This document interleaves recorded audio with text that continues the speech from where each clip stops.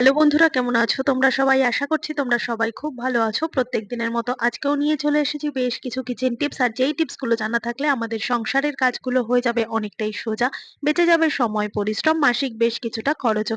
আজকে সেই রকমই বেশ কিছু জানা অজানা টিপস তোমাদের সাথে শেয়ার করবো। চলো তাহলে ভিডিওটা শুরু করা যাক। বন্ধুরা, প্রচুর পরিমাণে যে সমস্ত জামা কাপড়ের মধ্যে ময়লা হয়, যেমন ধরো টি শার্টের কাঁধের কাজটা, যে কলারের কাজটা ময়লা হয়, বা ধরো বাচ্চাদের স্কুলের মোজা, এই ধরনের জায়গাগুলো কিন্তু ভীষণ পরিমাণে ময়লা হয়, যেটা কিনা আমরা ঠিকঠাক মতো কেচেও পরিষ্কার করতে পারি না। বিশেষ করে বাচ্চাদের যে মোজা হয়, মোজার পিছন দিকটা দেখবে খুব পরিমাণে ময়লা হয়। আর সাদা মোজা হলে তো কথাই নেই, এত পরিমাণ ময়লা হবে যে এই ময়লাটা কিনা ভীষণ পরিমাণে সার্ফ দিয়ে ঘষে ঘষে পরিষ্কার করলেও উঠতে চায় না। তো সার্ফের সাথে এমন একটা সুন্দর জিনিস মিশাবো যেটা কিনা খুব সুন্দর মতো যে কোনো জামা কাপড়কে খুব সুন্দর মতো পরিষ্কার করতে সাহায্য করবে। তার জন্য এখানে নিয়ে নিয়েছি ডিটারজেন্ট আর একটুখানি ইনো। তো ইনো এত সুন্দর মতো জামা কাপড়কে পরিষ্কার করবে না, কিন্তু কখনোই কিন্তু তোমরা ডিরেক্ট ইনো শুধুমাত্র দেবে না, তাতে কিন্তু জামা কাপড়ের যে কোয়ালিটি সেটা কিন্তু নষ্ট হয়ে যাবে।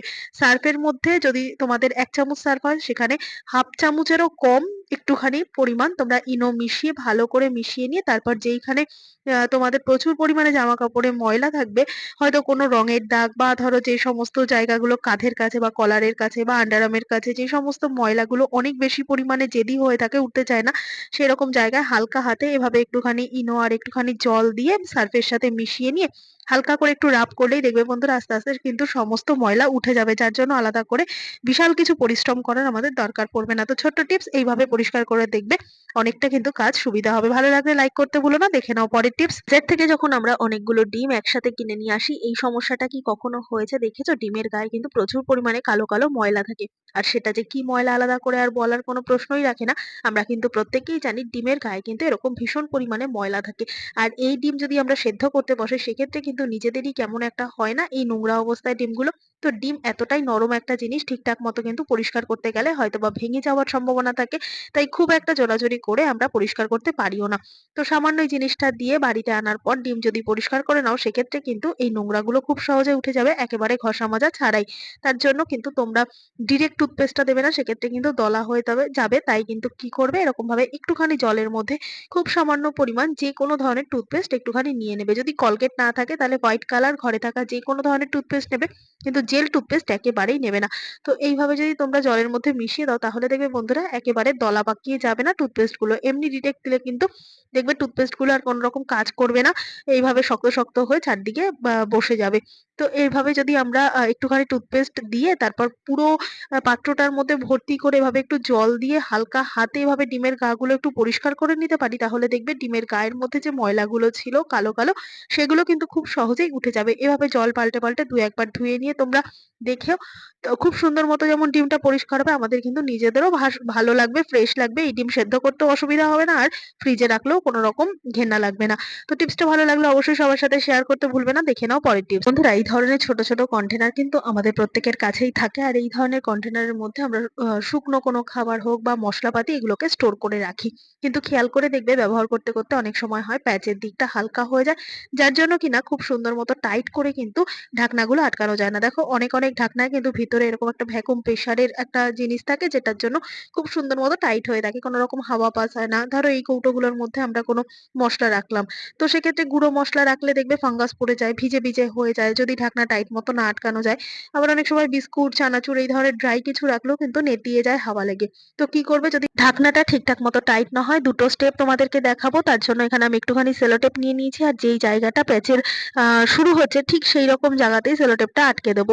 তো যদি এইভাবে আটকে দিই, তাহলে কিন্তু খুব সুন্দর মতো ঢাকনাটা টাইট হয়ে যাবে।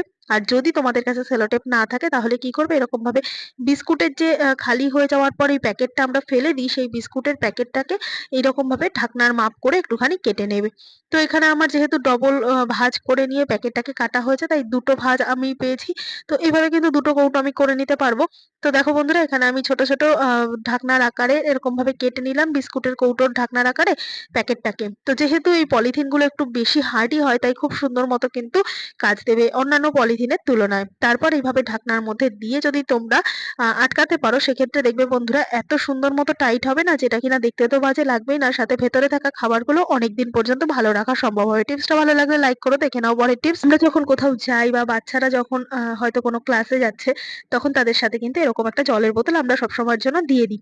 কিন্তু খেয়াল করে দেখবে বন্ধুরা, এই বোতলগুলো যখন আমরা ব্যাগের মধ্যে ঢুকিয়ে দেবো না, যদি অনেক সময় ঢাকনাটা টাইট মতো লাগানো না থাকে হয়তো বা টাইট মতো লাগানো থাকার পরেও কিন্তু অনেক সময় জল লিক করে। তো এইভাবে যদি জল লিক করতেই থাকে তাহলে ব্যাগের মধ্যে থাকা কাগজপত্র বা বই খাতা সমস্তটা কিন্তু ভিজে যেতে পারে।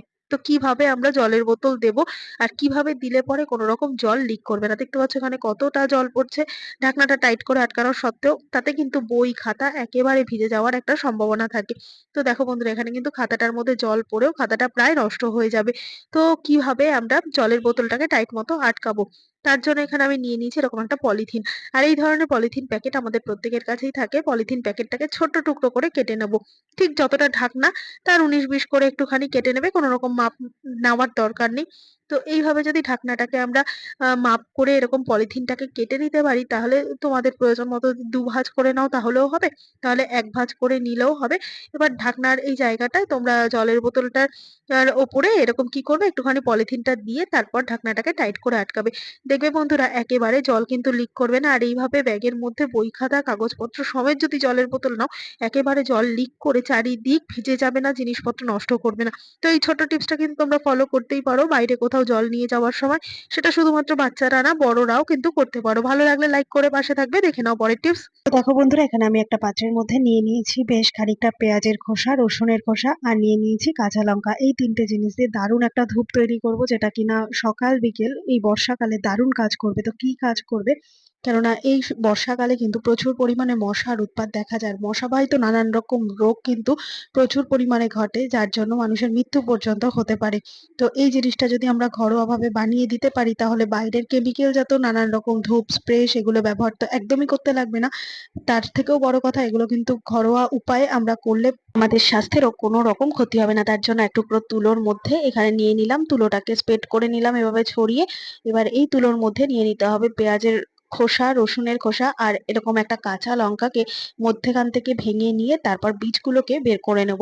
তো পেঁয়াজ রসুনের পোড়ার গন্ধে যে একটা কাঁচা লঙ্কার সাথে থাকলে যে একটা ঝাঁঝালো গন্ধ হবে, এই গন্ধ মানুষের কোনো রকম ক্ষতি না করলেও কিন্তু মশাদের জন্য খুবই উপযুক্ত একটা ধূপ বলতে পারো। এরপর একটা মাটির ভাঁড় নিয়ে নিয়েছি। তোমরা চাইলে কোনো রকম প্রদীপ নিতে পারো বা ওয়েস্টেজ যদি কোনো পাত্র থাকে যেগুলোর মধ্যে আগুন জ্বালালে কোনো রকম সমস্যা নেই, সেই ধরনের কোনো পাত্র তোমরা নিয়ে নিতে পারো। তারপর একটুখানি সর্ষের তেল দিয়ে ভালো করে তুলোটাকে ভিজিয়ে দেবো।